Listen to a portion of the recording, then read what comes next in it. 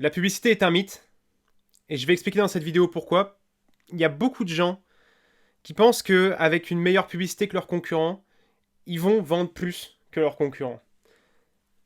En réalité, c'est faux, et c'est uniquement un jeu de mathématiques. Et on va tout de suite se rejoindre sur le tableau blanc. En fait, il faut comprendre que sur un marché, il y a différentes tranches d'audience. Sur un marché, par exemple, des gens qui achètent un téléphone, on va trouver tous ceux qui cherchent le dernier téléphone avec le plus de technologie. Il y a les personnes qui cherchent simplement un téléphone tactile et qui ne savent pas encore ce qu'ils veulent concrètement. Il y a les personnes qui cherchent déjà une marque en particulier, Apple. Par exemple. Et puis, il y a les personnes qui cherchent simplement à téléphoner et qui ne savent pas du tout de quoi ils ont besoin. Et puis, il y a les personnes qui... Voilà. Ce que je veux dire par là, c'est que dans un même marché, donc le marché, par exemple, du smartphone, il y a différents états de conscience, il y a différents types de personnes, il y a différentes demandes. D'accord ? Et nous, notre job dans la publicité, c'est de répondre à cette demande et c'est de proposer une offre, d'accord, qui va tout simplement répondre parfaitement à un segment du marché. Et on ne peut pas aider tout le monde, d'accord. Proposer un téléphone Apple, bah, ça ne va pas forcément intéresser tout le monde, en fait. Il y a peut-être des gens qui recherchent un téléphone avec clavier, il y a peut-être des gens qui recherchent un téléphone moins cher, il y a peut-être des gens qui cherchent tout simplement à quasiment ne pas avoir d'internet sur leur téléphone. Voilà, il y a différentes demandes. Et le rôle de la publicité, c'est d'arriver à toucher un premier segment de l'audience, puis à en toucher un deuxième, puis un troisième, et petit à petit venir tout simplement convertir via différents messages, différentes tranches d'audience au maximum, pour récupérer un maximum de parts de marché. Mais il y aura toujours des parts de marché inoccupées. Et avec d'autres offres, par exemple un concurrent, il va tout simplement venir lui aussi avec son produit s'occuper du restant des parts de marché. Imaginons qu'avec notre message, on a capturé ici par exemple, on va dire 33% du marché. Et peut-être qu'à scale, on ne peut pas aller plus loin en fait. Et c'est même sûr. Et un concurrent va proposer une offre totalement différente, donc un téléphone par exemple avec clavier, et il va s'occuper là aussi des 33% qu'on n'avait pas comblés. Mais ce que je veux dire par là, c'est qu'avec la publicité, même avec la meilleure publicité du monde, on n'allait pas pouvoir convertir sur ces 33% là. Ce que je veux dire par là, c'est que si je faisais la meilleure publicité du monde, j'arriverais pas à vendre un N-Spinner en 2021, parce que plus personne n'est intéressé, il n'y a plus de marché pour le N-Spinner. C'était marrant, c'était bien en 2015, mais désormais, plus personne en veut. Et c'est ça qu'il faut garder à l'idée, c'est que la publicité, c'est jamais magique. D'accord ? La publicité, qu'est-ce que c'est ? C'est tout simplement utiliser un message pour donner envie aux gens d'un certain segment d'avoir notre produit et de l'acheter finalement. Mais peut-être que le message ne va pas forcément parler à tout le monde. Et c'est pour ça d'ailleurs que les gens n'arrivent pas à scaler. C'est-à-dire qu'ils vont faire un message. En fait, il faut comprendre ça. Et si tu as compris ça, franchement, tu peux suivre n'importe quelle formation de Facebook Ads, de je ne sais quoi, de je ne sais qui. Tu vas avoir une longueur d'avance sur tous ceux qui ont vu ça. Il faut comprendre que au-delà des parts de marché sur n'importe quel marché, au-delà des différentes parts qu'il y a aussi ce qu'on appelle l'état de conscience. En général, sur un marché, il y a 3% d'intentionnistes. D'accord ? Ces 3%-là sont à la recherche active d'une solution à leurs problèmes et ils savent particulièrement que ton produit pourrait les aider. Et donc, tu n'as plus qu'à leur vendre ton produit, à leur proposer ton produit. Ils sont à la recherche active et ils vont l'acheter. Ça, c'est 3% du marché. Et puis ensuite, il y a environ 25%, 30% du marché qui sont des gens qui n'ont même pas encore conscience que cette solution pourrait les aider réellement à résoudre le problème. Et puis ensuite, il y a le reste du marché qui n'ont même pas encore conscience du problème. D'accord ? Si tu comprends ça, tu comprends comment scaler. Parce que du coup, tu comprends pourquoi 90% des gens, lorsqu'ils augmentent leur budget, finalement, les 3% du marché sont finis. C'est-à-dire que les 3%, facilement avec Facebook Ads, on les touche, on vend, l'algorithme il optimise pour nous. Très rapidement, on fait de l'argent avec ça. Sauf qu'en fait, lorsqu'on augmente les budgets, lorsqu'on cherche à toucher d'autres messages, on doit au-delà de la fatigue publicitaire, qui est un réel phénomène, parce que voilà, on a épuisé les segments, il y a surtout que le message du début, qui était sur cette audience-là, par exemple, d'intentionnistes et de potentiels clients, et ben finalement, ce message-là, il marche peut-être pas avec l'audience qui a même pas encore conscience du problème, qui a même pas encore conscience de votre offre. Et donc, on va chercher à les toucher différemment. Et tout se joue non pas dans la créative. La créative, c'est du bullshit, on s'en fout de la créative. La créative, elle sert de stopper le scroll, à la limite de donner un petit peu envie, mais c'est pas ça le plus important. Le plus important, c'est la copie. Et ce que j'entends par la copie, c'est le message. Le plus important, au final, dans ta publicité, c'est le global. C'est ta copie, ton titre et ta créative. Et le résultat de ça, c'est ton message. C'est ton angle marketing, c'est ton angle publicitaire. D'accord ?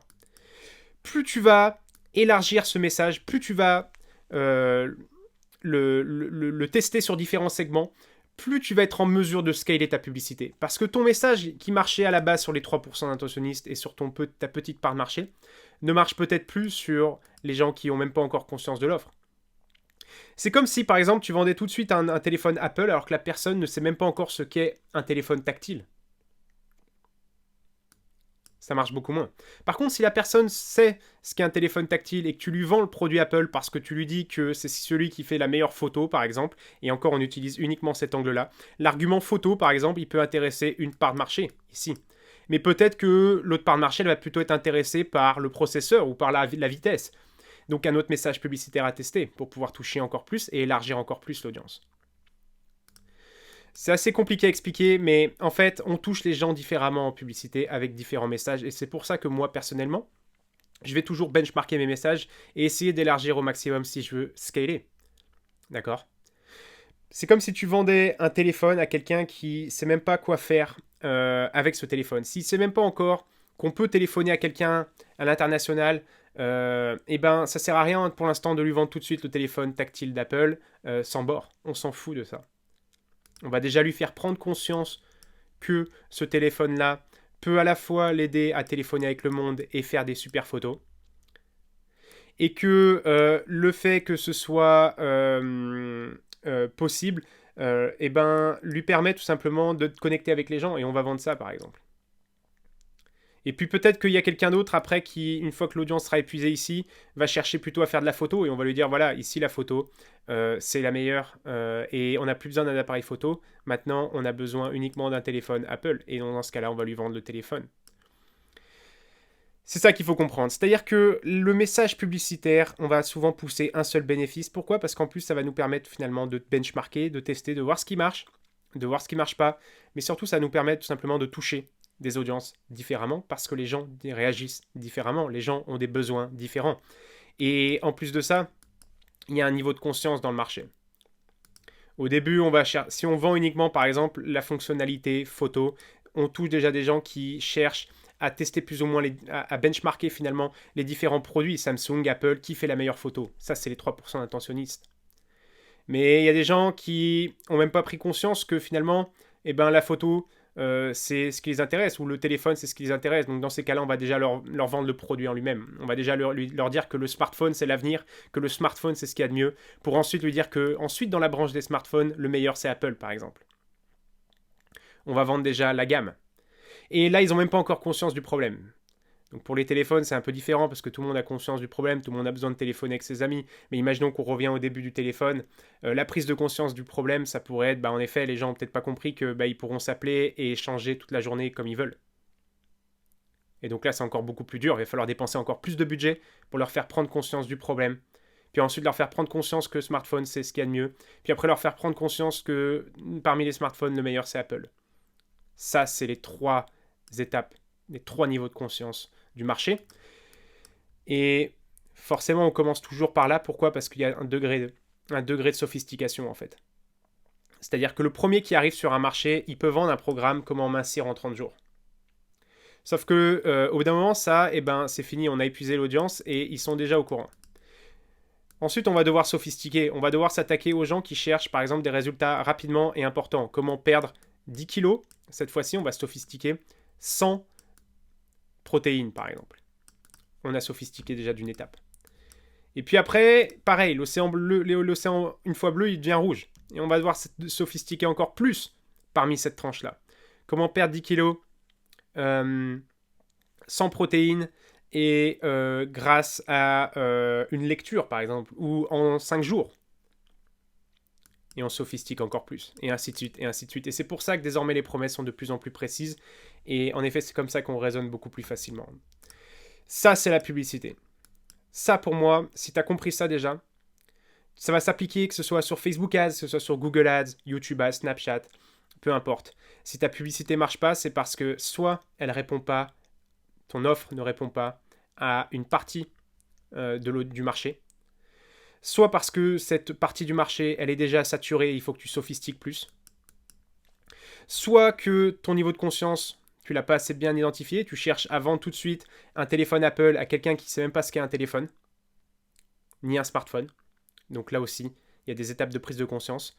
Et si jamais en scalant ça marche pas, c'est uniquement que ton message qui marchait bien au début ne marche pas pour une autre personne, parce que chaque personne est sensible à différentes choses. Il y en a qui sont plus sensibles, par exemple, à l'humour, d'autres qui sont plus sensibles, peut-être dans un marché, à l'appareil photo sur le téléphone, d'autres qui aimeraient plus avoir de la technologie, d'autres qui aiment simplement utiliser un smartphone qui n'a pas de bug. Voilà, c'est ça qu'il faut comprendre.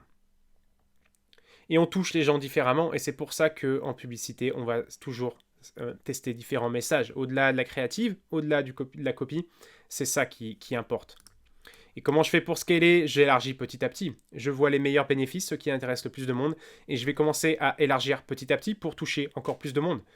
Et at scale, lorsqu'on dépense des gros budgets, si on arrive à toucher tout le monde, et bien forcément tout le monde achète. Mais ça passe par différents process. Ça passe par l'état de conscience, ça passe par une bonne prise de conscience aussi des différents marchés, des différents sous-marchés d'un marché. Et ça passe aussi par, en effet, la sophistication. Bien préciser quand il faut préciser. Voilà pour cette vidéo sur la publicité.